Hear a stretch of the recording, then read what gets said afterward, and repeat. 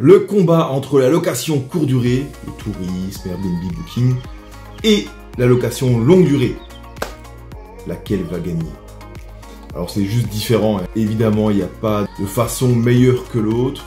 Il y a des avantages, des inconvénients des deux côtés. Alors, avantage à la location courte durée, et en général, on va dans cette direction pour cette raison.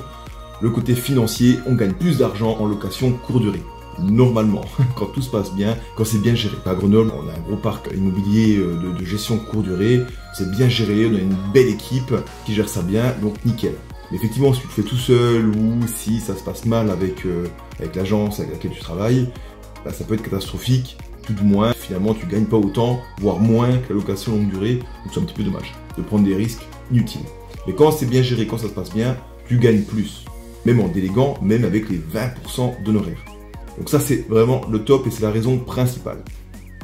D'autres raisons, encore avantage à la location courte durée, ça te permet de réserver l'appartement pour toi, pour des amis, tu peux bloquer de temps en temps le calendrier et l'utiliser à titre perso. Donc ça c'est plutôt cool. Autre avantage pour la location courte durée, tu peux récupérer ton bien quand tu veux, quand tu peux bloquer pour vendre, pour récupérer pour toi, pour faire des travaux, pour je ne sais quelle raison. Contrairement à la location longue durée, tu peux récupérer en location longue durée, mais c'est moins simple. Tu n'as que 3 raisons pour récupérer ton logement en longue durée, quand tu as un locataire longue durée. La première, tu veux récupérer pour toi, pour y vivre toi ou un proche. Tu veux vendre.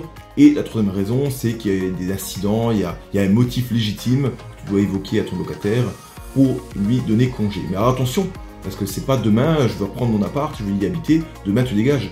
Ça marche pas comme ça. Hein. Il faut lui faire un préavis déjà, hein, de 6 mois. Et surtout, il faut attendre, souvent on l'oublie, la date d'anniversaire du bail. Il part pas comme ça n'importe quand. Quand c'est meublé, c'est tous les ans, ça va vite. Quand c'est du nu, c'est tous les 3 ans quand même. Donc si tu as redémarré une période de 3 ans, il va falloir attendre 3 ans quoi. Donc là, tu es vite bloqué. Ça, il faut pas l'oublier. Avantage, on va donner un petit avantage à la location longue durée. C'est la gestion qui est beaucoup plus simple, tu peux le faire tout seul. C'est pas très compliqué, un peu chronophage selon s'il y a beaucoup de turnover ou quoi, mais ça se fait très bien tout seul. Et une fois que c'est loué en longue durée, logiquement, tu n'entends plus parler, tu es tranquille. Donc ça, c'est un gros avantage. Encore avantage à la longue durée, c'est qu'il y a moins de frais d'entretien, il y a moins d'usure. Une personne qui loue en longue durée, c'est chez elle, quoi. Hein, elle va faire plus attention à son logement qu'une personne qui est de passage, c'est certain. On va pas donner de gagnant de toute façon, hein. Le match courte durée, longue durée, c'est tellement différent, il n'y a pas de gagnant. Je sais que moi, mes apparts perso, à Grenoble, ils sont tous en courte durée, sauf un parce que le locataire ne part pas. Pourquoi? Parce que c'est bien géré au sein de mon agence et je gagne plus. Pour moi, hein, en tout cas, je n'y vois que des avantages. Donc, gain financier, tu récupères ton appart de temps en temps.